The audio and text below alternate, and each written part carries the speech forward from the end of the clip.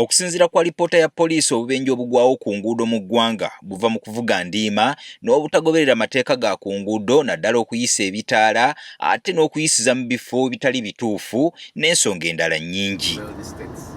Kino kyaviirako minisitule y'ebyentambula n'enguudo nga bakolagana ne poliisi okuvaayo n'enkola emanyiddwa nga EPS Auto eyaviirako bangi okwekubira enduulu eri gavumenti nga bagamba nti enkola eno yali nkambwe nnyo okukira omususa.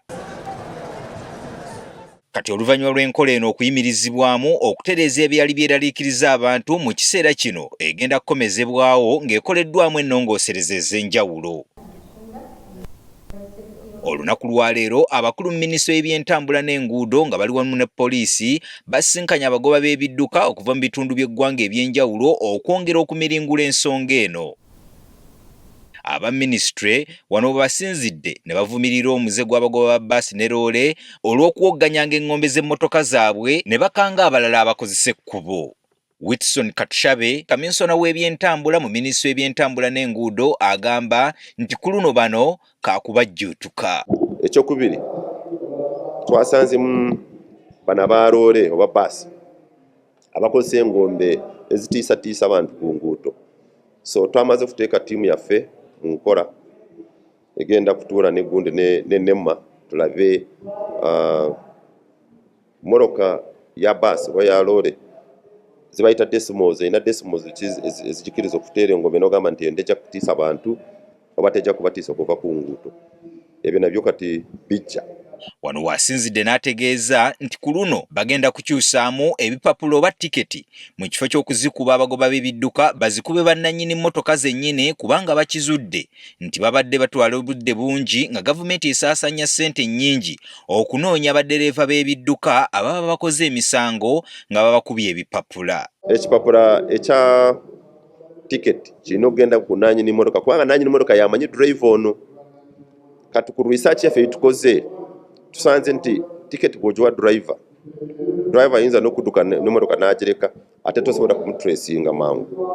Nannyini mmotoka n'abonaabona n'ebipapula maybe ebipapula 2, naye tiketi bw'egenda wa nannyini mmotoka, kati nannyini mmotoka ajja kugamba nti leero ani abadde avuga mmotoka eno, oba bbaasi oba taxi oba private car. Mu bimu ku biteeseddwako y'engassi ey'emitwalo 20 eri buli kidduka, wadde nga bagoba ba takisi ne bodaboda bo baali baagala nti waakiri zibeere wakati w'emitwalo 4 n'emitwalo 15.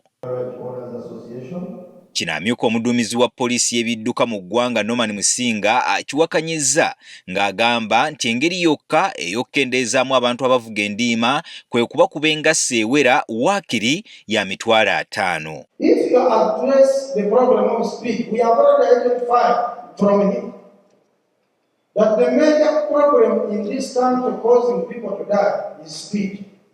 Then the issue is how to address the problem of speed. Are we together? So when you are giving your own view, you there or reflect on what we are having as a challenge in this country. Mu lukiiko luno abagoba b'ebidduka beekokkodde ku mbeera y'ebitaala ebimu ebitakola bulungi, naddala mu biseera eby'ekiro ekiviirako entambula y'ebidduka okutaataaganyizibwa. Minisitule y'ebyentambula bane bategeezezza nga bw'eri mu kwogerezeganya n'aba KCCA ensonga eno okugigonjoola. Those signposts n'enguudo nga ziri well marked. Tujja kusooka ne Greater Kampala, but all these new roads that are being constructed within the country, ekintu kya gundi kya signage ne marking, it is now being done. Mu nteeseganya zino bakikkaanyizaako nga sipiidi 30 bwe ziri entono ddala, waakiri ne basaba zibeere nga 50, naddala mu bifo wabeera abantu abangi ng'amasomero, obutale, amasinzizo n'ebifo ebirala. Mu ntandikwa naye ne wabaawo okutataagana bwe twali tukola etteeka ne kirabikanga nti omuntu akkirizibwa kuvuga kilomita 3 zokka. Okuva e Kampala okutuuka Entebbe kyosuubirwa kuvuga kilomita 3. Naye twakizaayo mu bantu wano mu Kampala n'ebitundu ebirala mu ggwanga. Kati ekisigadde bye biteeso bino okwanjulirwa olukiiko lw'abaminisita babikubaganyeeko ebirowoozo oluvannyuma bitwalibwe mu paalamenti bw'eneeba tennakola nnongoosereza mu nkola eno eya ESP Auto. Gerald Damulira, Agafeeyo ku Spark TV. Okay, let's vote.